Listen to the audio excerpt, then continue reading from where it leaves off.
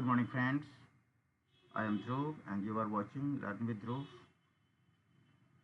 मेरे जो दोस्त हैं देख रहे हैं, बहुत सारे ऐसे दोस्त हैं जो वीडियो तो मेरा देखते हैं लेकिन लाइक और सब्सक्राइब नहीं करते। उनसे रिक्वेस्ट है, प्लीज़ सब्सक्राइब करें, लाइक करें और अपने दोस्तों के साथ शेयर ज़रूर करें।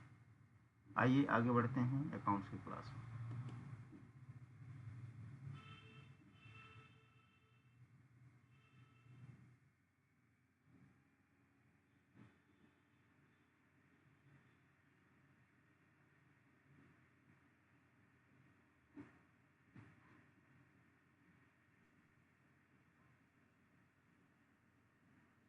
हेलो। जी सर। हेलो। जी हेलो। हाँ जमील, आवाज़ आ रही है? जी आ रही है। क्या हाल चाल है? जी बढ़िया। एक बात बताओ, मैं आपको फ़ोन करके उठाता हूँ, क्लास में बुलाता हूँ, आपको अच्छा लगता है क्या? जी आ ही रहा था बस में। इससे पता ये चलता है कि मुझे पढ़ाने की ज़्यादा ज़रूरत है, आपको पढ़ने की ज़रूरत है ही नहीं। 9 बजे की क्लास होती है। कॉलेज आपका बीकॉम में होना, कॉलेज जाते हो या कॉरेस्पॉन्डेंस कर रहे हो? सर ऑनलाइन कर रहा हूँ, कॉलेज नहीं कर आओ शक्ल दिखाओ, आपकी शक्ल कहाँ है? मैं कह रहा हूँ, आप जो बीकॉम कर रहे हो किसी रेगुलर कॉलेज से कर रहे हो या पत्राचार से कर रहे हो, कैसे कर रहे हो, कौन से कॉलेज से कर रहे हो? रहा। इग्नू से ऑनलाइन। हाँ, इग्नू क्या है? पत्राचार है। इग्नू जो है नॉर्मली रेगुलर क्लासेस नहीं देती। पत्राचार से आप क्लास कर रहे हो, वही वाली आदतें हैं आपकी। आप सोचो, खुद से सोचो। Your teacher is calling you, आ जाओ बच्चे, आ जाओ क्लास में आ जाओ। तो क्या ये सही डिसिप्लिन है? एक आध दिन के लिए इट्स ओके।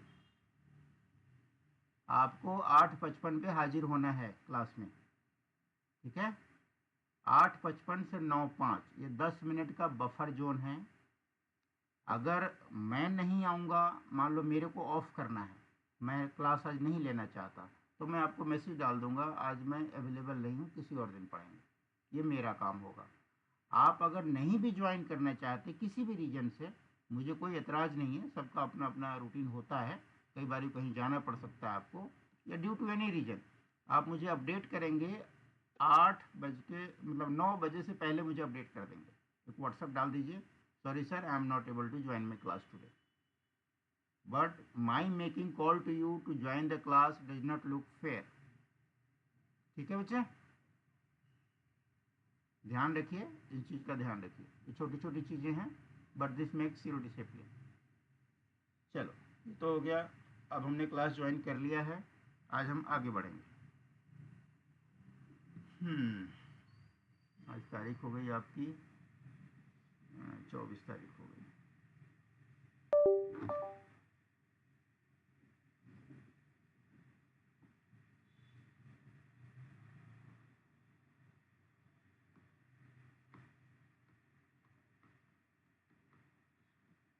हम्म, हमने आपको कुछ होमवर्क दिया था।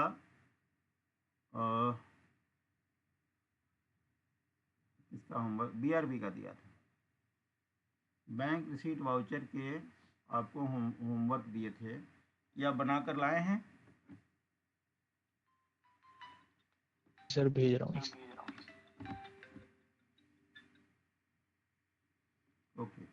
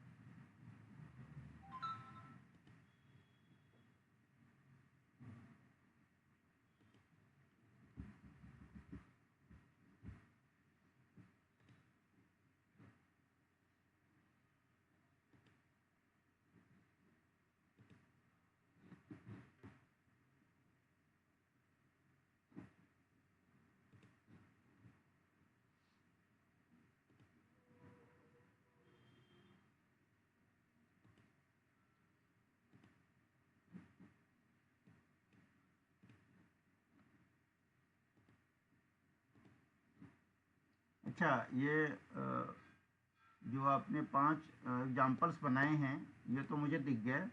आप वाउचर भी बनाए हैं क्या?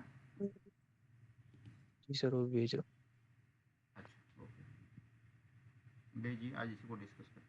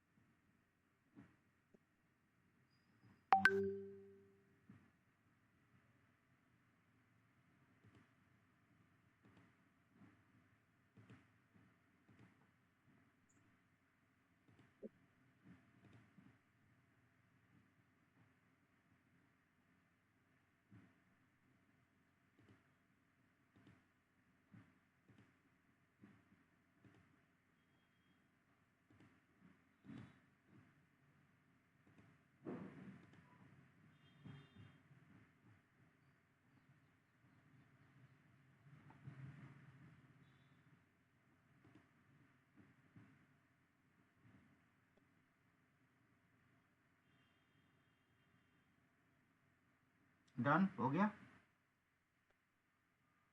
सर, एक और जा रहा है। ओके,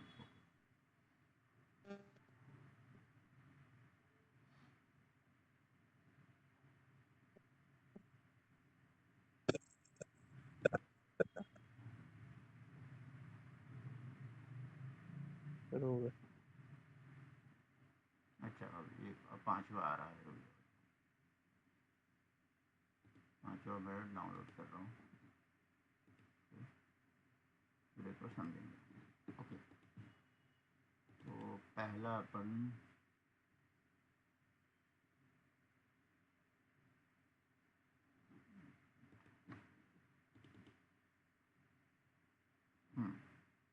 ये वाला, मैं आपको अपना स्क्रीन शेयर करता हूँ।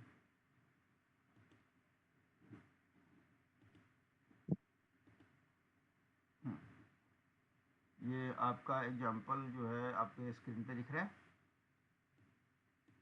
जी हम्म, ठीक।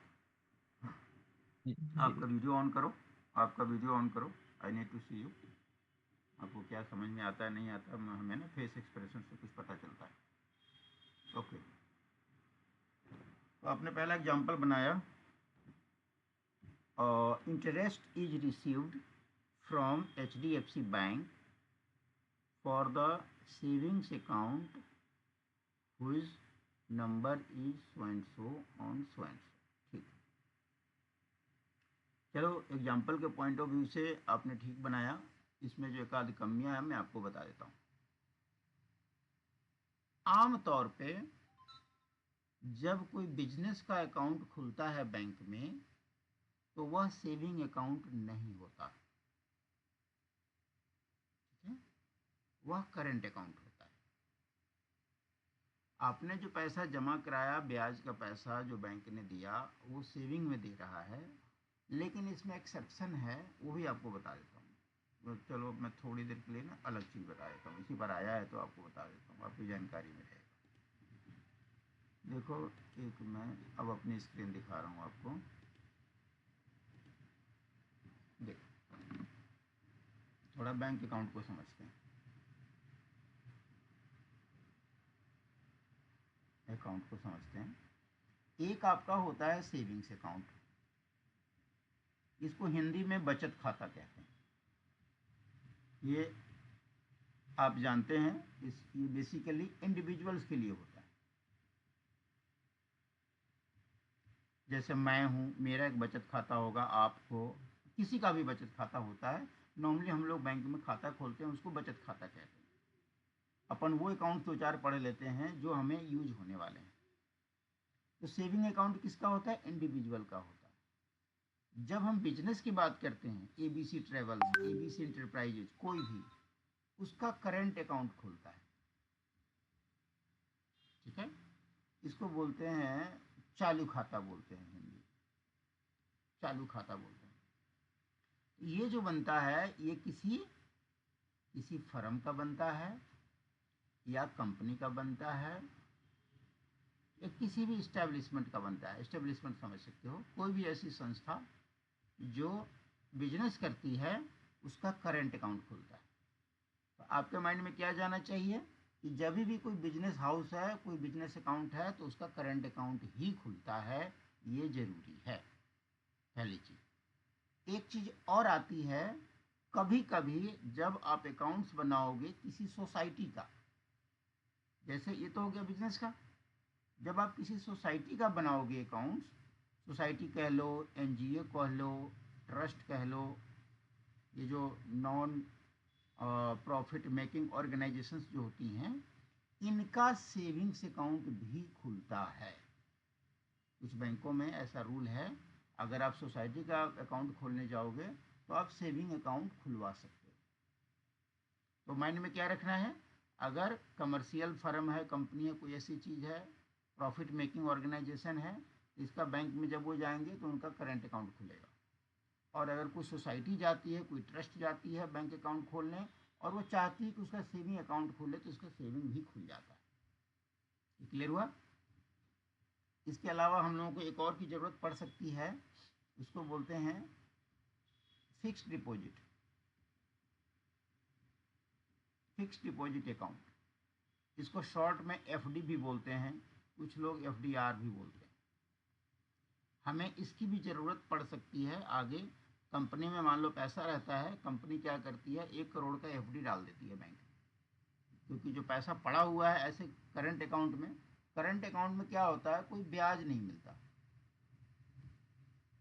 और से मेरा स्क्रीन दिख रहा है ना आपको? हाँ, सेविंग अकाउंट पे क्या होता है, इंटरेस्ट मिलता है। ये दोनों में डिफरेंस है। बैंक चार्ज बल्कि और काट लेते हैं करंट अकाउंट में। तो जब कंपनी में पैसा बहुत सारा होता है तो बैंक कंपनी क्या करती है, अपने कुछ पैसे एफडी में डाल देती है। इसी एफडी के ऊपर हमें इंटरेस्ट इनकम आता है, जो हमने आगे पढ़ा है इनकम वाले सेक्शन में। एक एफडी की आपको ज़रूरत पड़ सकती है। और बैंक में एक और वर्ड आएगा तुम्हें बिजनेस बनाने में, कभी कभी तुम्हें आएगा, उसको बोलते हैं टीडी। टीडी का मतलब होता है टर्म डिपॉजिट।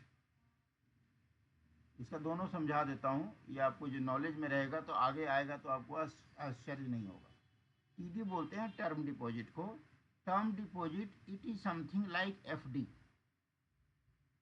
ठीक है। लेकिन एक आजकल चलन है बैंकों में, एक इन्होंने प्रोसेस दे दिया है, एक सुविधा दे दी है।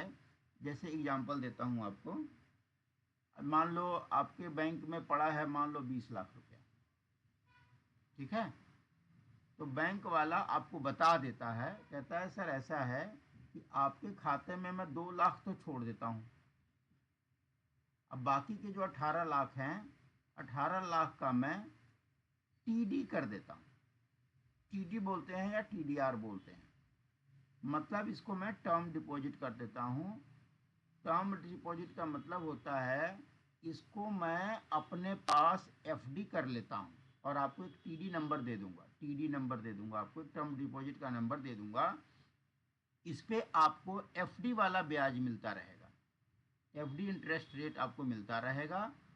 तो हम कहेंगे भैया तुमने तो 2 लाख छोड़ दिया, 18 लाख ले लिया, और मुझे कल को किसी को 5 लाख का चेक काटना पड़ गया, तब क्या होगा? तो वो क्या कहते हैं बैंक वाले, कहते हैं सर मैंने आपके 20 में से 18 तो रख लिए, बच गए आपके 2, और मान लो आपने चेक काट दिया 5 लाख का, तो बैंक वाले क्या करेंगे, इस ऑटोमेटिक 18 लाख वाले को 18 लाख वाले को तोड़ देंगे और इसी में से 5 लाख आपका चेक क्लियर करा देंगे, ठीक है। यानी आप में बचा था 2 लाख, बैंक ने आपको 18 लाख उसी दिन दे दिया। जैसे मान लो 5 दिन बाद आप चेक काटते हो तो आपको 5 दिन का ये ब्याज दे देते हैं टीडीआर का। 18 लाख आपका वापस कर दिया, फिर से 20 हो गया, 20 में आपने 5 निकाल लिया, 15 बच गया, 15 में उसने बोल रखा 2 छोड़ दूंगा, फिर अगले दिन 13 लाख का आपका एफडी टीडी कर देगा। तो इससे ग्राहक को क्या फायदा होता है, ग्राहक को फायदा ये होता है कि मान लो 5 दिन के लिए ही था 18 लाख रुपया उसके टीडीआर में, उसके TDR में 5 दिन के लिए था 5 लाख रुपए 18 लाख रुपए थे 5 दिन के लिए। तो मान लो समझने के लिए कि भाई इससे 500 रुपये ब्याज मिलेगा फॉर एग्जाम्पल, तो ये आपकी एक्स्ट्रा इनकम हो जाती है on the same money in the same bank account. Bank वाले का क्या फ़ायदा होता है? बैंक वाले को ये होता है कि उसका जो भी पैसा है उसने 18 लाख रुपए अपने पास FD में ले लिया। ये उनकी अपनी कमाई होती है। जितना भी पैसा उनके पास FD में होता है, बैंक अपना उस पैसे को आगे फर्दर इन्वेस्ट करता है, अपना फर्दर उस पर कमाता है। यहाँ पर एक बेसिक मैंने आपको बता दिया कि ये वर्ड्स आगे आ सकते हैं जब आप अकाउंट्स में आगे बनाते रहोगे। एक TD का वर्ड आ सकता है आपको, एक FD का वर्ड आ सकता है। बैंक में एक सेविंग्स अकाउंट की ज़रूरत पड़ सकती है, करंट अकाउंट की ज़रूरत पड़ सकती है। आम तौर पे ये 2 3 4 अकाउंट्स की ज़रूरत पड़ती है। और अदर बैंकिंग में जाओगे तो शायद वहाँ और भी बहुत सारे टाइप्स ऑफ अकाउंट्स होते हैं, बट हमारे को अकाउंट सेक्शन के लिए इतने अपने को अंडरस्टैंडिंग होनी चाहिए। किस बात पे आया? आपने लिखा कि सेविंग बैंक पे इंटरेस्ट मिला है आपको। आम तौर पे जब बिजनेस की बात करोगे तो आपको करंट अकाउंट की बात करनी है। अगर आप सेविंग अकाउंट की बात करोगे तो ये समझा जाएगा कि आप किसी ट्रस्ट का अकाउंट बना रहे हो, किसी सोसाइटी का अकाउंट बना रहे हो। लीगली गलत नहीं है, ठीक है, लेकिन बिजनेस के केस में आमतौर पे हम लोग करंट अकाउंट समझते हैं। इतना क्लियर हो गया? FD क्या है, टर्म डिपॉजिट क्या है, करंट और सेविंग में अंतर क्या है, एक आपको अंडरस्टैंडिंग हो गया। पहले तुमने TD का नाम सुना था बच्चे? No sir. FD का तो नाम सुना होगा।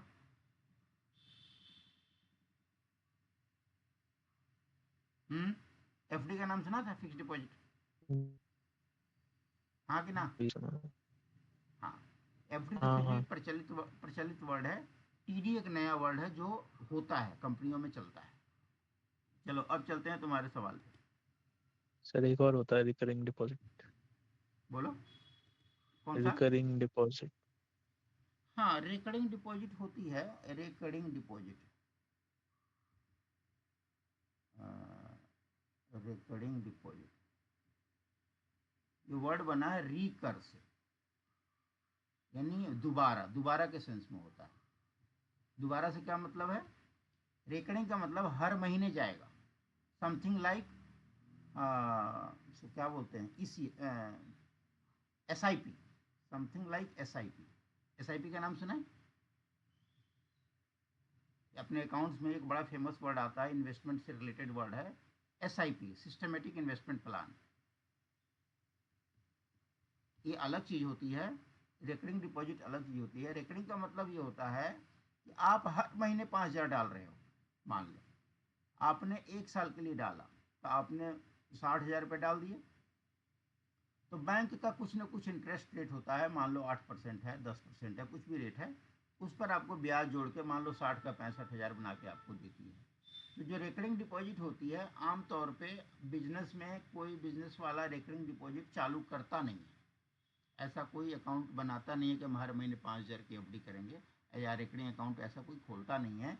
रिकरिंग डिपॉजिट जो अकाउंट खोलते हैं आम तौर पे मेरे और आपके जैसे इंडिविजुअल्स लोग खोलते हैं।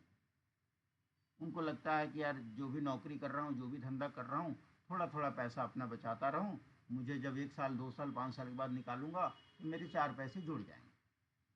और ये जो रिकरिंग डिपॉजिट है ये ऑटोमेटिक डेबिट होता रहता है, ऑटो डेबिट होता रहता है बैंक से। ये नॉर्मली बिजनेस में इसका प्रयोग नहीं होता, बिजनेस वाले इसको नहीं खोलते। शायद कहीं कोई खोल दे, रेयर ऑफ द रेयरेस्ट, तो अलग चीज। क्लियर हुआ? हाँ जी, कोई डाउट?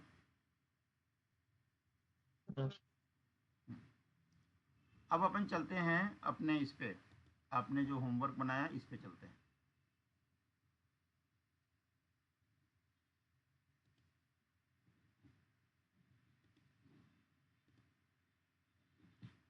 हाँ, जो आपने एग्जांपल बनाया है, interest is received from HDFC bank for the savings account whose number is so and so. तो पहला हमें इसमें समझना है कि अगर बिजनेस हम सोच के चलते हैं तो हमें करेंट अकाउंट लिखना चाहिए था। अगर अभी आपने सेविंग अकाउंट लिखा है तो इसे अपन समझेंगे कि कोई सोसाइटी अकाउंट चल रही है या ट्रस्ट का अकाउंट चल रहा है। कनेक्शन कट गया क्या?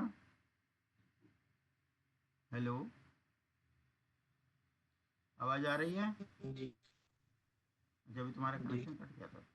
एनीवे, तो पहले एग्जांपल में हम लोग समझने की कोशिश कर रहे हैं कि जो सेविंग्स अकाउंट है यह किसी ट्रस्ट का अकाउंट है, सोसाइटी का अकाउंट है। एक बात। दूसरी बात, इसमें जो रिसिप्ट लिखा है, रिसिप्ट की स्पेलिंग गलत है बच्चे। सही स्पेलिंग क्या होगी बताओ?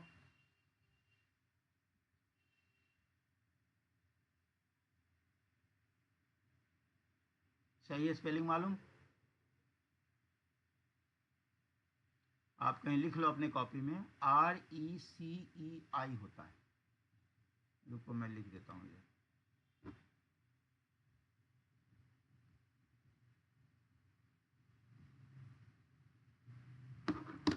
तो मैंने यहाँ पे लिख दिया है।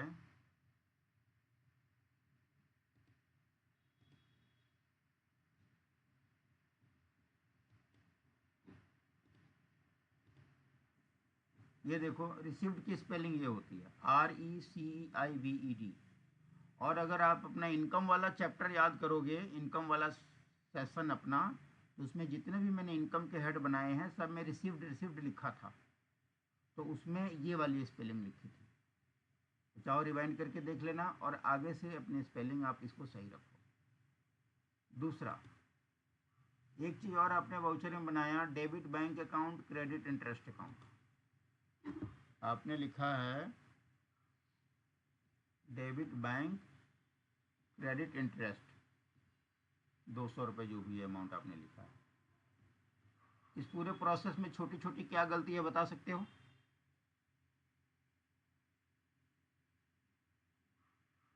टेक्निकली सही है, बट छोटी छोटी क्या गलतियां हैं बता सकते हो?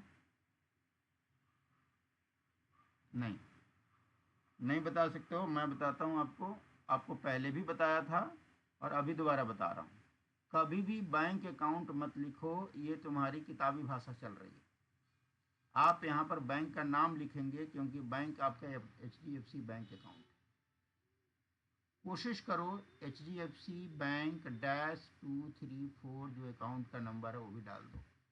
पूरा नंबर नहीं तो कम से कम 2-3 लेटर का नंबर डाल दो। प्रैक्टिस में ऐसे चलता है।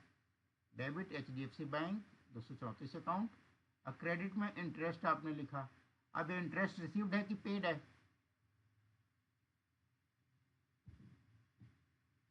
ये जो क्रेडिट है आपने इंटरेस्ट अकाउंट लिखा है ना अपने इसमें, आपने इंटरेस्ट अकाउंट लिखा है ऐसे। ये इंटरेस्ट अकाउंट हम लोग ऐसे नहीं लिखते। अगर आप खाली इंटरेस्ट अकाउंट लिख के छोड़ दोगे तो बाय डिफ़ॉल्ट इसकी मीनिंग होती है, बाय डिफ़ॉल्ट ये समझा जाता है, इंटरेस्ट पेड के सेंस में समझा जाता है। अगर आप आगे कुछ नहीं लगाओगे तो। अगर आप कह रहे हो कि नहीं ये तो इनकम है, तो आपको इंटरेस्ट रिसीव्ड अकाउंट लगाना है। इंटरेस्ट रिसीव्ड अकाउंट पूरा लिखना है। आप शॉर्टकट में लिखना चाहते हो तो इंटरेस्ट RECD अकाउंट कर दो। लेकिन अगर खाली अकाउंट कर दोगे तो इसकी मीनिंग पेड से हो जाती है। आपके मन में चलेगा नहीं सर इंटरेस्ट तो इनकम ही होता है, तो ऐसा नहीं है, इंटरेस्ट खर्चा भी होता है। कई बारी बैंक में क्या होती है, इंटरेस्ट रिसीव्ड की रिवर्सल एंट्री भी होती है। बैंकों में रिवर्सल एंट्रियां भी आ जाती हैं। किस केस में आती है, एक एग्जांपल देके समझाता हूँ आपको। मान लो आपके बैंक ने आपको 4,000 रुपये ब्याज दे दिया, इंटरेस्ट आपको क्रेडिट कर दिया आपके अकाउंट में, ठीक है। 4 दिन बाद, 4 डेज लेटर, या 4 महीने बाद, या एक कुछ भी किसी भी टाइम बाद बैंक को पता चलता है कि मैंने 4,000 ज़्यादा दे दिया, नहीं देना चाहिए था। मान लो 500 रुपये कम करना था, तो ये आपको इंटरेस्ट डेबिट भी कर देगा 500। आपके मन में सवाल हो सकता है कि नहीं सर बैंकों से तो हमने लेना सीखा है, देना तो सीखा ही नहीं ब्याज। जस्ट एक ओवरव्यू के लिए बता देता हूँ, जस्ट एक आइडिया के लिए। कई बार क्या होता है, हम एफडी करते हैं, मान लो 5 लाख की एफडी करते हैं, मान लो 1 साल के लिए करते हैं, ठीक है, और बोलते हैं कि भैया आप ना हमें क्वार्टरली ब्याज देते रहो। ये क्या करता है, हर 3 महीने पे आपको मान लो 5,000 ब्याज बना, ये आपको देते चलता है। लेकिन 1 साल के बदले आपने क्या किया, 10वें महीने में ही इस एफडी को ब्रेक कर दिया। ऐसा होता है, सिचुएशन ऐसी पड़ गई कि आपने ब्रेक कर दिया। अब बैंक ने क्या किया, ये आपको 3 क्वार्टर के तो पैसे दे चुका है, अब क्या करेगा, ये तो ज़्यादा दे दिया ना। ये तो उम्मीद किया था कि इनका जो है 1 साल चलेगा तो मेरा बैंक का जो भी फ़ायदा होगा। आपने अपनी कमिटमेंट तोड़ दी, 2 महीने पहले निकाल लिया, तो उसी रेशियो में कुछ न कुछ बैंक आपके इंटरेस्ट को कम कर देता है। उस केस में हमें इंटरेस्ट रिसीव अकाउंट को डेबिट भी करना पड़ता है। तो जस्ट एक आपको सिचुएशन दे दिया, आइडिया दे दिया कि ऐसा भी हो सकता है। जब ऐसा कोई सिचुएशन आएगा तो उसमें हम क्या एंट्री करेंगे वो हम बाद में पढ़ेंगे। तो ऐसा नहीं है कि आप इंटरेस्ट लिख देंगे तो बाय डिफ़ॉल्ट वो इनकम ही मानी जाएगी या एक्सपेंस ही मानी जाएगी, कुछ भी हो सकती है। तो हम कोशिश करते हैं पूरी बात लिखें, इंटरेस्ट रिसीव्ड, इंटरेस्ट पेड। अगले पे चलते हैं। हाँ, इसमें जो छोटी छोटी गलतियाँ आपकी मैंने बताई, एक तो यहाँ बैंक का पूरा नाम डालो और आप इंटरेस्ट रिसीव्ड पूरा लिखो, ये छोटी छोटी आपकी गलतियाँ हैं। अब चलते हैं अगले सवाल पे।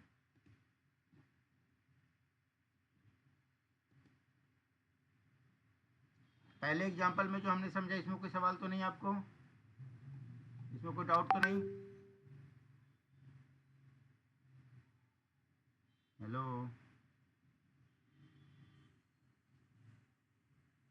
कनेक्शन कट गया क्या? हेलो, आवाज़ आ रही है?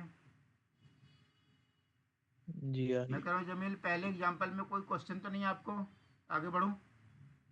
Yes sir. अगला है, आपने लिखा है अमाउंट इज रिसीव्ड। रिसीव्ड की स्पेलिंग इसमें भी गलती आ गई है, आगे से सुधार लेना। Amount is received for sales of furniture as per invoice number this in SBI account number this. ठीक है, debit bank, credit sales. Okay, पहले नरेशन को पढ़ते हैं। Amount is received for sales of furniture. आपके इस ट्रांजैक्शन को देख के ये लगता है कि आपका फर्नीचर का बिजनेस है। ठीक, ठीक है जी। आपने इनवॉइस नंबर डाल दिया, ये भी ठीक किया। इसमें एक चीज छूट रही है, इस ट्रांजैक्शन में लिखने में कोई एक चीज छूट रही है। सोच पा रहे हो क्या छूट रही है, और हम इसमें क्या दे सकते थे या देना चाहिए?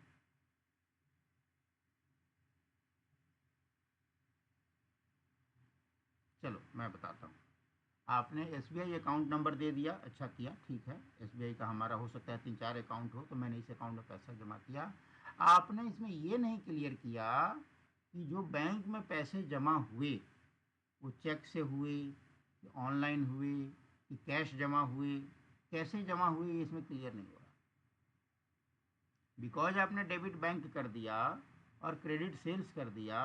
अगर मैं ये मानूं, अगर मैं आपको ये सिचुएशन मानूं कि जो बिल नंबर कटा था 23 नंबर का खाता, मान लो वो बंदा मैं ही था, खरीदने वाला मैं ही था, मुझे पता था 15,000 रुपये देने हैं, मैं आपसे अकाउंट नंबर लिया और आपके खाते में जाके कैश जमा करा दिया, और मैंने आपको पर्ची भेज दी, बोला साहब आपका जो पैसा 15,000 देना था, ये आपके खाते में 15,000 मैंने कैश जमा करा दिया है, आप जरा चेक करके मुझे बता दो। क्या ऐसा हो सकता है? ऐसा भी हो सकता है। ऐसा भी हो सकता है कि मैं ऑनलाइन से ट्रांसफ़र कर दूं आपके खाते में और आपको पर्चा भेज दूं। ऐसा भी हो सकता है कि मैं आपको चेक दे के आ गया हूं, चेक आपने रिसीव किया है। तो इस ट्रांजैक्शन से ये पता नहीं चल रहा कि मोड ऑफ डिपॉजिट क्या है। यहाँ पर आपको क्या करना था, या तो आप चेक नंबर लिख देते या आप अमाउंट इज रिसीव्ड ऑनलाइन एक वर्ड डाल देते ऑनलाइन। तो ऑनलाइन में क्या हो जाता है, यूपीआई भी आ जाता है, आईएमपीएस भी आ जाता है, कुछ भी, फोन पे, गूगल पे, कुछ भी हो सकता है। तो एक ऑनलाइन आप डाल सकते हो या वाइड चेक नंबर, कोई एक चेक भी देता है, पार्टी चेक दे के चली जाती है और वो चेक आप रिसीव कर लेते हो एंट्री। ये क्लियर हुआ। एक तो कमी छोटी ये दिख रही है, ये कमी आपको लिख लेना चाहिए इसमें कि भाई हमें ऑनलाइन एक वर्ड डाल दो ऑनलाइन, अगर नहीं तो चेक नंबर डाल दो। वैसे पढ़ाई के हिसाब से बता दूं, लर्निंग हमारी जो चल रही है, लर्निंग की प्रैक्टिस के लिए आप चेक नंबर रखो प्रैक्टिस में। Amount is received vide cheque number 1 2 3 4 5 6 कुछ भी लिख दो। और ये हमारी पढ़ाई के हिसाब से डेबिट बैंक अकाउंट है, आगे से इसको स्टेट बैंक पूरा लिखो, एसबीआई लिख दो क्योंकि आपका एसबीआई अकाउंट है। क्रेडिट सेल्स ठीक, ये नरेशन ठीक है। तीसरे में चलते हैं, amount is received from the loan.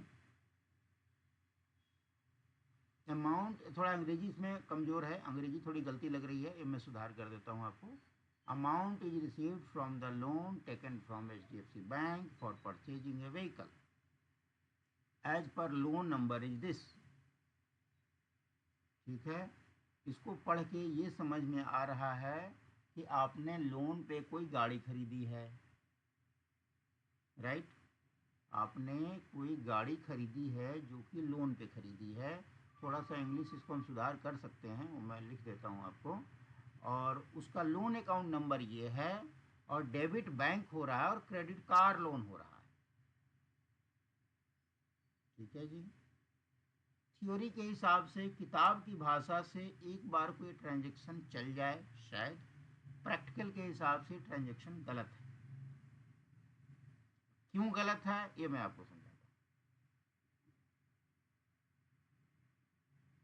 ये मैं आपको लिख के समझाता हूँ कैसे। आपका जो तीसरा क्वेश्चन है, एक तो ना थोड़ा सा इसका कैसे आप लिख सकते हो, मैं थोड़ा इसका लिखना सही कर देता हूँ। आप लिखना ये चाहते थे,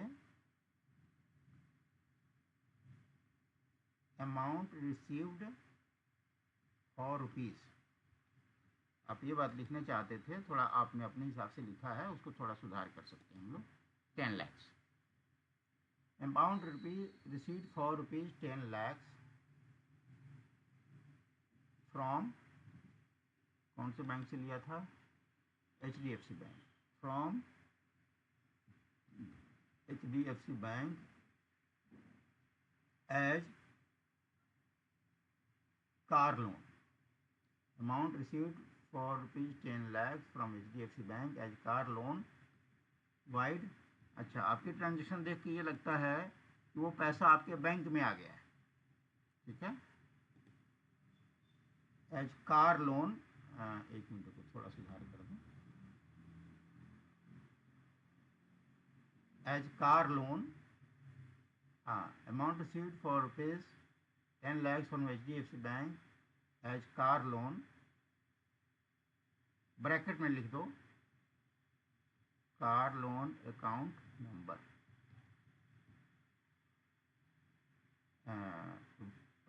कार लोन अकाउंट नंबर तो हो गया, अब बैंक ने दिया कैसे था, तो वाइड चेक नंबर डाल दो, 1 2 3 1 2 5 1 2 7 ऐसा डाल दो। बेसिकली आप ये लिखना चाहते थे, amount receive for 10 lakhs rupees from HDFC bank as car loan account number vide cheque number so and so. Basically आप ये कहना चाहते थे। आपने बनाया डेबिट बैंक, क्रेडिट क्या किया है, क्रेडिट किया है कार लोन अकाउंट, आपने 10 लाख डाला है। टेक्निकल बात करो, किताब के हिसाब से बात करो, थ्योरी के हिसाब से बात करो तो ये चल जाएगा, लेकिन प्रैक्टिकल में ऐसा होता नहीं। प्रैक्टिकल में क्या होता है मैं आपको बताता हूँ। मान लो आपने कोई गाड़ी पसंद करी 12 लाख की, कोई कार आपने पसंद करी 12 लाख, आपने शोरूम वाले को बोला कि भैया 2 लाख रुपए तो आप मेरे से ले लो, और HDFC बैंक से मैं आपको 10 लाख रुपए दिलवा देता हूं, तो आपके हो गए 12 लाख रुपए। ठीक है, अब इसकी जरा ट्रांजेक्शन बनाना। मान लो ये शोरूम वाला है, मान लो निजामुद्दीन हुंडई है, मान लो ये शोरूम है जिसमें आप कार खरीदने गए। इसकी जरा ट्रांजैक्शन समझना। पहले तो आप दोगे निजामुद्दीन हुंडई को कितना दे दोगे, 2 लाख। कैसे दोगे, मान लो आपका अकाउंट है, मान लो SBI में, फॉर एग्जांपल मान लो 2 लाख। पहले तो आपने उसको दे दिया 2 लाख रुपए। आपने इसको बोला बैंक को, लोन वाले को, कि सर आप ये 10 लाख रुपए हुंडई वाले को दे दो।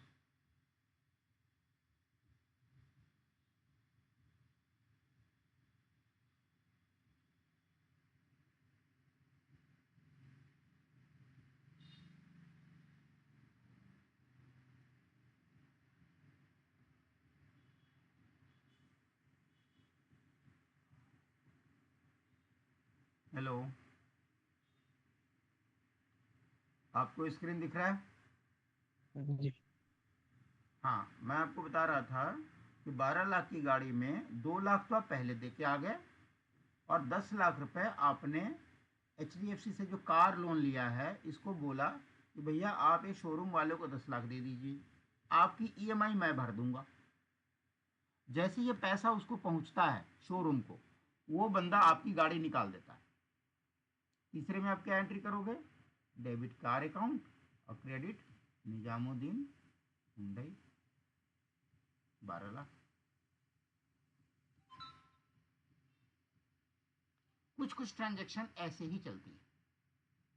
पहले आपने एडवांस दिया, आपने उसको लोन लेके दे दिया, तीसरे में आप गाड़ी लेके चले आएगा।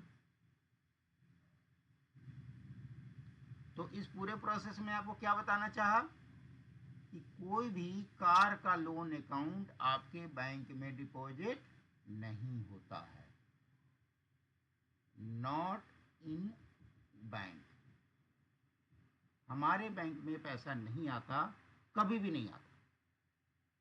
आप चाहे कार फाइनेंस कराओ, चाहे बस फाइनेंस कराओ, चाहे कुछ भी कराओ, जो बैंक है वो पैसा डायरेक्ट शोरूम वाले को दे देता है। ये बताने का पर्पस मेरा ये था। ठीक है, अगर यही पैसा आप बिजनेस लोन लेते बैंक से, अगर आप बिजनेस लोन लेते तो बैंक आपके खाते में डाल देता है। लेकिन व्हीकल लोन, कोई भी चीज़, जैसे मकान के लिए लोन लेते हो, अब मकान खरीद, ऑफिस खरीदना है, ऑफिस के लिए लोन लिया, तो वो पैसा आपके बैंक में नहीं आएगा, वो पैसा डायरेक्ट सेलर के खाते में जाता है। सर इसकी यहाँ एंट्री बताने, कैसे? ये करा दिया ना, ये यहाँ करा दिया। ये मेरा स्क्रीन दिख रहा है आपको? No sir. ओहो, एक मिनट रुको।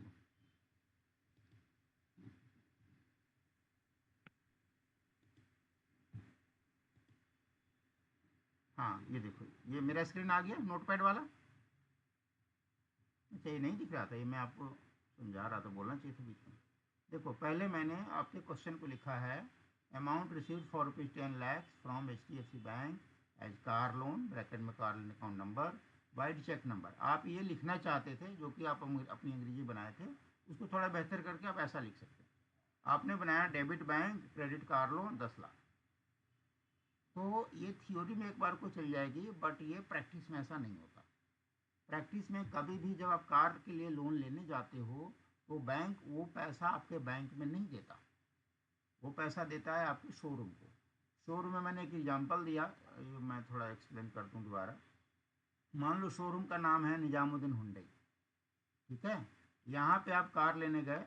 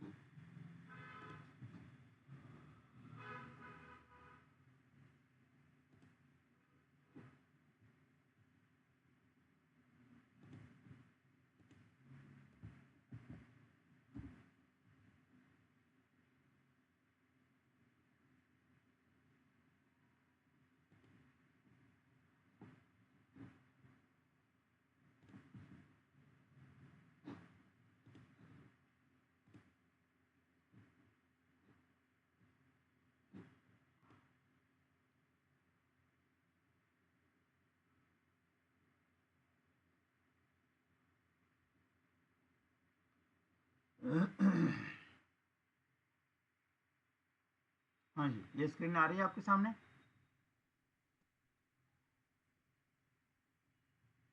No sir. हेलो, ये मेरा स्क्रीन नहीं आ रहा? रुक जाओ एक मिनट। हाँ, बीच में बोल देना। अच्छा किया, बोल दिया। मुझे लगा वही चल ही रही है शेयरिंग। शेयर कर देता हूँ। अब बताओ, स्क्रीन आ गई आपके सामने? जी। ओके। मैं बता रहा था कि जब आप प्रैक्टिकली क्या होता है, जब आप गाड़ी लेने जाते हो, मान लो आपने कोई गाड़ी पसंद करी 12 लाख की, ठीक है ना? आपने गाड़ी पसंद करी 12 लाख की। आपने क्या किया, 2 लाख तो पहले डाउन दे दिया और 10 लाख रुपये बैंक से करवा दिया। शोरूम वाले को पूरे 12 लाख मिल गए। इसकी ट्रांजैक्शन कुछ ऐसे चलती है, सबसे पहले तो आपने उसको 2 लाख दे दिया, निजामुद्दीन हुंडई वाले को अपने बैंक से ट्रांसफ़र कर दिया 2 लाख रुपये, ठीक है? उसके बाद आपने क्या किया, निजामुद्दीन हुंडई वाले को बैंक से लोन दिलवा दिया सीधा। अपने बैंक को बोला 10 लाख मुझे दे दो, लेकिन शोरूम वाले को दे दो भाई। तो ये पैसा आपके अपने बैंक में नहीं आता, ये पैसा सेलर के खाते में चला जाता है। और जैसे ही सेलर को पूरे 12 लाख रुपए मिल गए, वो उठा के आपको गाड़ी दे देता है। गाड़ी में क्या हम करते हैं, डेबिट कार्ड कर देते हैं, क्रेडिट निजामुद्दीन हुंडई को, दुकान वाले को हम क्रेडिट करके एंट्री कर देते हैं 12 लाख। ये फ्लो समझ में आया? तो बताने का पर्पस ये था, आपने जो लिखा कार लोन मैंने लिया और वो लोन मेरे बैंक में आ गया, इसलिए मैंने आपको इतना सारा एग्जाम्पल बताया कि कार लोन या कोई भी लोन हम लेते हैं, कोई सिक्योर्ड लोन लेते हैं, वो हमारे बैंक में नहीं आता। अगर आप बिजनेस लोन लेते, अनसिक्योर्ड लोन लेते, तो वो आपके खाते में डाल देता है, उसकी ईएमआई बना देता है। लेकिन जब भी कार खरीदते हो, बिल्डिंग खरीदते हो, कोई भी प्लांट एंड मशीनरी खरीदते हो, वो पैसा आपके बैंक में नहीं देता बैंक, वो पैसा डायरेक्ट सप्लायर को दे देता है। ये पॉइंट क्लियर हो गया? चलो अब अगले एग्जाम्पल पे चलते हैं।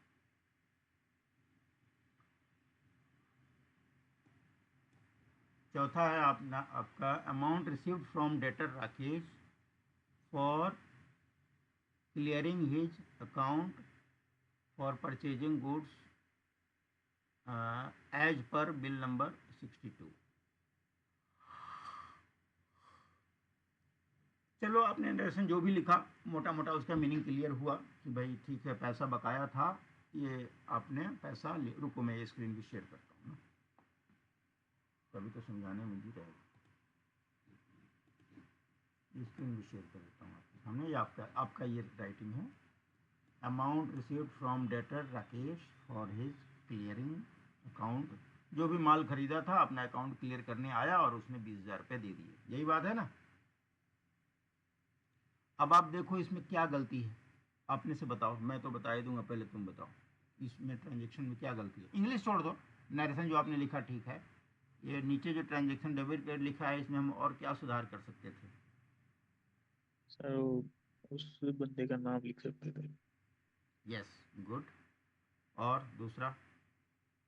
अकाउंट नहीं लगाना था। नहीं, सुरेश अकाउंट लगा सकते हो, राकेश अकाउंट लगा सकते हो, ए ऑब्लिक सी तो लगेगा। जैसे राकेश है नाम का बंदा या कंपनी जो भी, तो राकेश अकाउंट आप कर सकते हो, उसमें दिक्कत नहीं है, बट डेटर नहीं लिखना है हमें, क्योंकि डेटर हमारे बहुत सारे हो सकते हैं। और दूसरा क्या गलती हो सकता है इसमें, और हम क्या सुधार कर सकते हैं? पता नहीं सर। पता नहीं, तुम्हारा ध्यान नहीं रह रहा है, खाली बैंक अकाउंट लिखा है, बैंक का नाम नहीं होना चाहिए। यहाँ पर बैंक का हम पूरा नाम लिखेंगे, HDFC बैंक, SBI। खाली बैंक वर्ड काफ़ी नहीं है, क्योंकि अगर तुम्हारी कंपनी के पास 4 अकाउंट है तो क्या करो, ये कंपनी के 4-4, 5-5 अकाउंट होते हैं, कई बार अलग अलग बैंकों में होते हैं, कई बार एक ही बैंक में 4 अकाउंट होते हैं, ऐसा होता है। तो हमें स्पेसिफिक रखना है SBI 1 to 3 अकाउंट। तो एक हैबिट आप बनाइए, SBI-1 to 3 अकाउंट डालने की हैबिट बनाइए कि ये वाला अकाउंट नंबर है। ओके, चलो पहला 4 तो हुआ, अब अगले पे चलते हैं।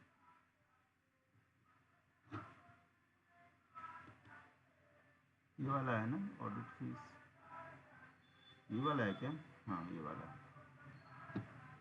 17,000 वाला आपने लिखा auditing fees received from Joshi textile industries for auditing their books for assessment year 23-24 as per bill number 52।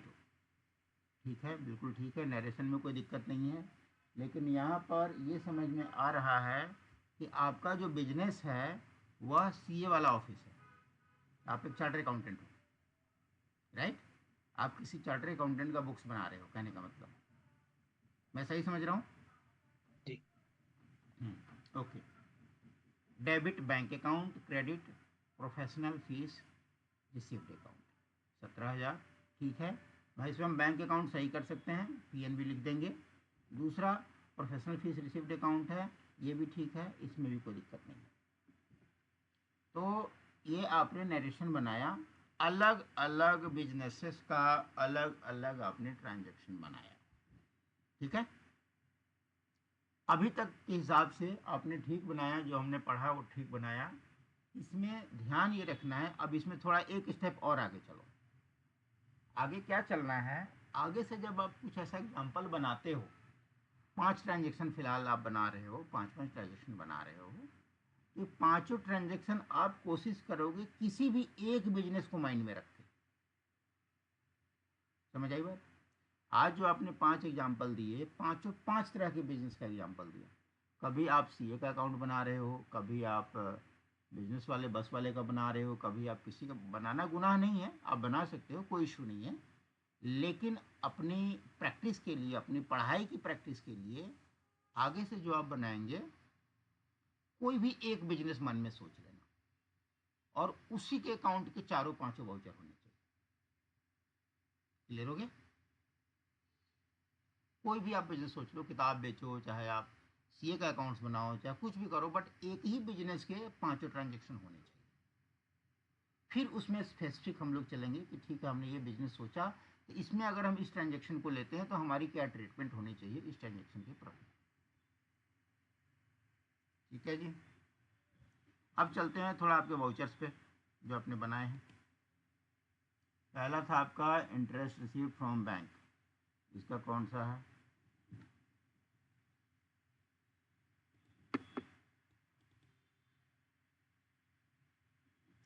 ये स्क्रीन शेयरिंग है ना, ये वाउचर वाला दिख रहा है ना आपको? हाँ कि ना? नो सर, वाउचर वाला नहीं दिख रहा। ओहो, रुको रुको, क्योंकि जब मैं बोलूँगा ना तो वही चीज़ सामने रहनी चाहिए ना। ये सॉरी, ये वाला है। अब चलो एक एक वाउचर को पकड़ते हैं।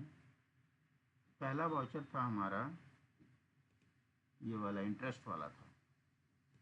ये तो इंटरेस्ट वाला नहीं है, रुको,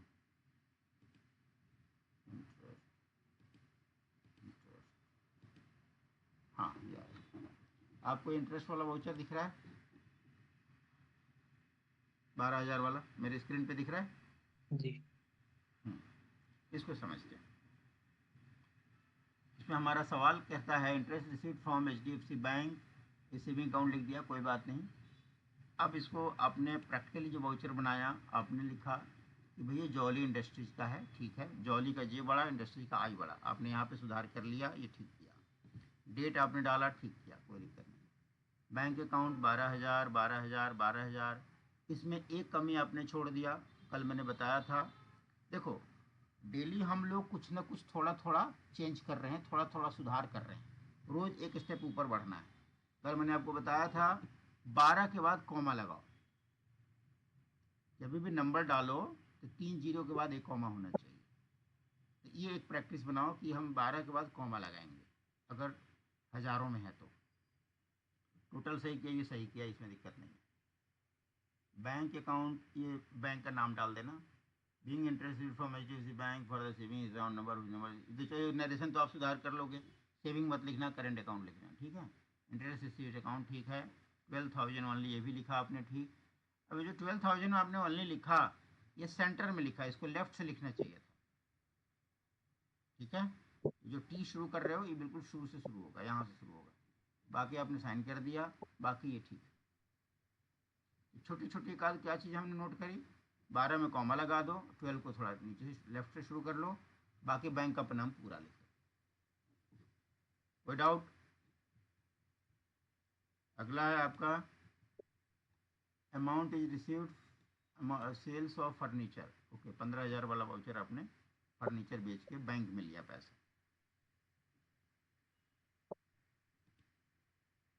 हम्म, 15,000 वाला वाउचर निकालो। ये वाला, ये डेट डाल दिया सुरेश। वर्कर्स, वर्कर्स, वर्कर्स नाम तौर पे नाम नहीं होता, वर्क्स होता है, WORKS। यहाँ आपने वर्कर बना दिया। वर्कर जो है ना, लेबर वर्ड के लिए यूज होता है। वर्कर्स के नाम पे आमतौर पे कोई शॉप की दुकान नहीं होती, लेकिन वर्क्स जरूर होती है, सुरेश वर्क्स। तो चलो, नाम में कोई चैलेंज नहीं है, आप लिख सकते हो, बट आमतौर पे ऐसा चलता है। अच्छा, अब बात करते हैं bank account, sales account. Amount is received by selling furniture as per invoice number so and सो।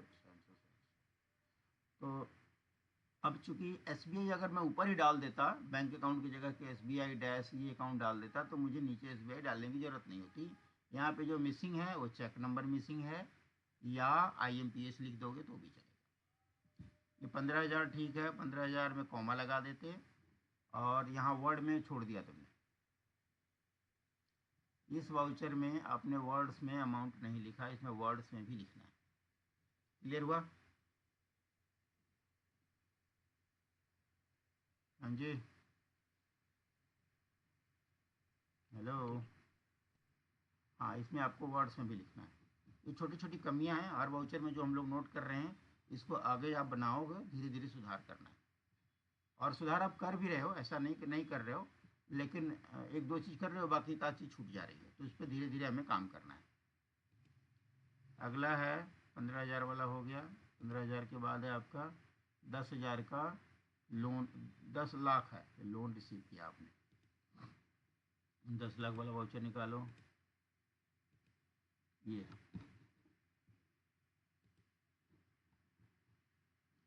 26 जनवरी 24 को डेट कुछ भी हो सकती है। अर्नो स्टील लिमिटेड का आप काम कर रहे हो, बिल्कुल ठीक है। Bank account debit, credit card loan account, amount is received from the loan taken from so. इसमें नंबर ठीक है, डेट ठीक है, कंपनी का नाम ठीक है, और आपने अमाउंट भी ठीक लिखा, ये सब तो ठीक है। जो टेक्निकल बात है मैंने आपको बताया। प्रैक्टिकली यहाँ पे ना शोरूम वाले का नाम होता है जब हम लोन रिसीव करते हैं। फॉर द टाइम बिंग आपने जो ट्रांजेक्शन लिखा है उसके हिसाब से ठीक है, फ्लो थोड़ा सा यहाँ गड़बड़ है। अगला, amount receive from debtor Rakesh 20,000, 20,000 का वाउचर।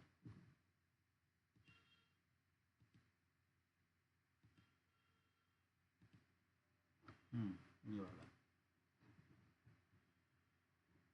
आपने डेट कुछ भी डाल दिया, 20,000 20,000 ठीक है। सूरिक ट्रांसपोर्टर्स, इसमें कोई दिक्कत नहीं है, बट ये over writing I. Over writing आपको मना किया है, ओवर राइटिंग नहीं होनी चाहिए। जैसे ओवर राइटिंग हो जाए वाउचर को फाड़ दो, कुछ नहीं होता, नया वाउचर बनाओ। ओवर राइटिंग तो आपके माइंड से बिल्कुल निकल जाना चाहिए कि ये चल जाएगा। इंसानी जाति तौर पे तो चल जाता है, बिकॉज ये लीगल डॉक्यूमेंट है, तो ये नहीं चलेगा। तो ओवर राइटिंग अवॉइड कीजिए। बैंक में राकेश, हाँ राकेश लिखा तो है, सही तो लिखा है यहाँ राकेश, यहाँ राकेश लिखा है, वहाँ डेटर लिखा है, यहाँ सही लिखा है। Amount received from messrs Rakesh, इस देखो यहाँ भी कटिंग कर दिया तुमने। ये कटिंग वीटिंग वाले वाउचर नहीं चलेंगे। For clearing his account for purchasing goods and so, इसमें तुम्हारी गलती रह गई, वर्ड्स में नहीं लिखा इसमें। इसके 20,000 वर्ड गायब हो गए, वर्ड्स में आपने लिखना भूल गया। किसी में वर्ड में लिख रहे हो, किसी में कहीं ना कहीं कुछ छोड़ दे रहे हो। इसका मतलब है जब आप वाउचर बनाते हो तो या तो टाइम की कमी होती है या दिमाग में जल्दी होती है।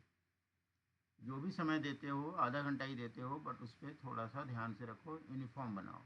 एक गलती आप कर रहे हो तो वही गलती रिपीट हो तो समझ में आता है। अब अलग अलग प्रकार की गलतियां हो रही हैं, कहीं आप दे रहे हो कहीं नहीं दे रहे हो, इसका मतलब थोड़ा सा गड़बड़ है। अगला है आपका, एक मिनट, अगला कौन सा है, ये वाला है। Audit fees received 17,000। 17,000 का वाउचर देखो। हाँ, ये है, आपने 31 मार्च में 24 में पैसे लिए हैं। आराम ऑडिटर्स, अच्छा ओके, आराम ऑडिटर्स वाले ने, ये कोई सीए फर्म है जिसने बैंक में पैसे लिए, प्रोफेशनल फीस रिसीव्ड अकाउंट, ये तुमने सही लिखा, प्रोफेशनल फीस रिसीव्ड अकाउंट पूरा वर्ड लिखा, ये ठीक लिखा। थोड़ी रिसीव्ड में स्पेलिंग की मिस्टेक है, ये मिस्टेक सही कर लेना। अब देखो यहाँ 17,000 में आपका कॉमा नहीं है, ये ठीक कर लेना। यहाँ तुमने नरेशन लिख दिया 17,000, यहाँ सही लिखा, एक में छोड़ दिया। दूसरा है 17, जो आप लिखा करो शुरू से लिखना, लेफ्ट से बिल्कुल लेफ्ट अलाइन होना चाहिए। Being audit, auditing fees, audit fees बोलते हैं, ऑडिटिंग फीस ना यूज करो, ऑडिट फीस यूज करो, ठीक है। Audit fees received from Joshi textiles industries for auditing, ये मोटा मोटा आपका ठीक है। पांचों वाउचर्स में हमने क्या क्या कमी नोट किया, आपने देख लिया। उम्मीद करता हूँ आगे आप इसको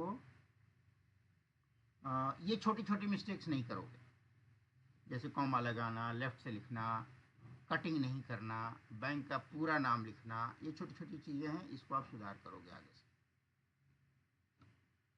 ठीक है जी, अब मैं आपको अपनी स्क्रीन शेयर करता हूँ।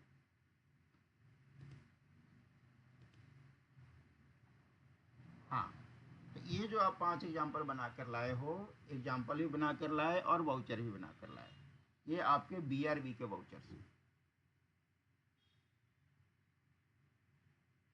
बीआरबी के वाउचर्स। इसमें एक चीज और बता दूं,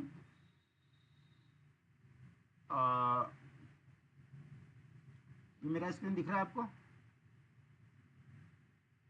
ठीक है, मान लो अब मैं आपको एक बोलता हूं, एक एक्सरसाइज देता हूं। जैसे मान लो मैं लिखता हूं DD received for ₹10,000 from messrs ABC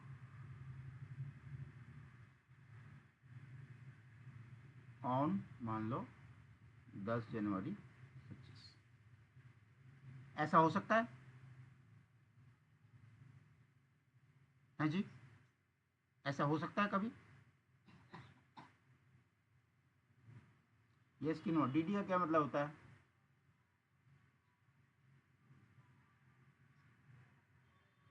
DD का नाम सुना है? हाँ जी, नहीं मालूम? चलो मैं बता देता हूँ, आपने सुना होगा, ध्यान में अभी नहीं होगा। इसको बोलते हैं डिमांड ड्राफ्ट। कुछ लोग बातचीत में डिमांड ड्राफ्ट बोलते हैं, कुछ लोग शॉर्टकट में ड्राफ्ट भी बोल देते हैं। ये तुम्हें कहाँ यूज होगा? जैसे एज ए स्टूडेंट कई बार जब आप फॉर्म भरते हो सरकारी नौकरी के लिए, तो उसमें वो नौकरी वाले कहते हैं जी आप मुझे ना 100 रुपये का ड्राफ्ट बना के भेज दो। जैसे मान लो रेलवे में भरा, रेलवे वाले कहते हैं फलाने रेलवे बोर्ड के नाम पे 100 रुपये का ड्राफ्ट बना के भेज दो, या डिमांड ड्राफ्ट बना के भेज दो। तो ये ड्राफ्ट, डिमांड ड्राफ्ट क्या होता है, इसका कुछ समझ है? हाँ कि ना? नहीं, कोई बात नहीं, समझ नहीं है तो कोई बात नहीं। ऐसा करेंगे, हम अगली क्लास में, कल जो हमारी मंडे को क्लास होगी, उसमें हम बैंक में डिमांड ड्राफ्ट को समझेंगे। थोड़ा डिमांड ड्राफ्ट को समझने की कोशिश करेंगे, थोड़ा चेक को समझने की कोशिश करेंगे। ये तो हो जाएगा हमारा, इसको अच्छे से समझेंगे कि होता क्या है, क्यों होता है, कैसे होता है, एक हमें आइडिया होना चाहिए। और दूसरा, अगर कोई पार्टी हमें डिमांड ड्राफ्ट से पेमेंट कर देती है तो इसका हमारे अकाउंटिंग ट्रांजैक्शन पे क्या असर पड़ सकता है। ठीक है, तो आपके लिए एक छोटा सा होमवर्क है कि तुम थोड़ा डिमांड ड्राफ्ट के बारे में पढ़ के आना। डिमांड ड्राफ्ट के बारे में तुम थोड़ा गूगल कर लेना, चाहे कहीं किताब में मिल जाए तो वो पढ़ लेना। थोड़ा सा डिमांड ड्राफ्ट के बारे में समझने की कोशिश करना।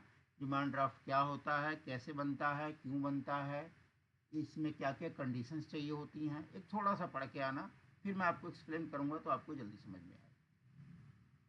तो आपके लिए होमवर्क ये हो गया, डिमांड ड्राफ्ट को थोड़ा पढ़ के आना।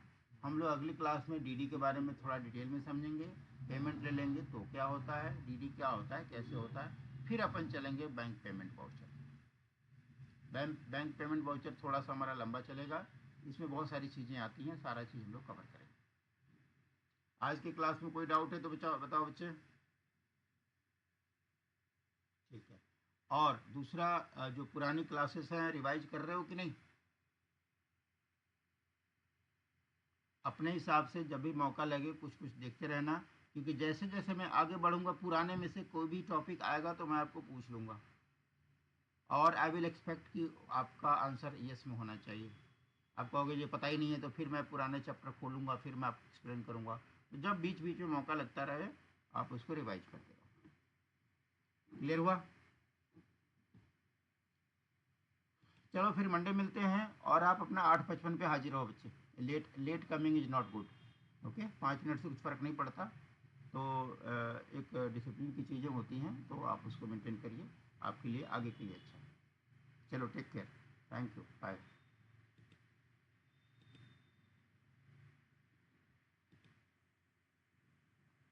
तो दोस्तों ये था अकाउंट की क्लास। अगर आपको पसंद आया हो तो प्लीज़ लाइक करिए, सब्सक्राइब करिए, और अपने दोस्तों के साथ शेयर ज़रूर करिए। कोई इसमें बताना हो, पूछना हो, कोई आपका सुझाव हो, कोई शिकायत हो तो मुझे कमेंट बॉक्स में ज़रूर बताइए। थैंक यू दोस्तों, बाय बाय।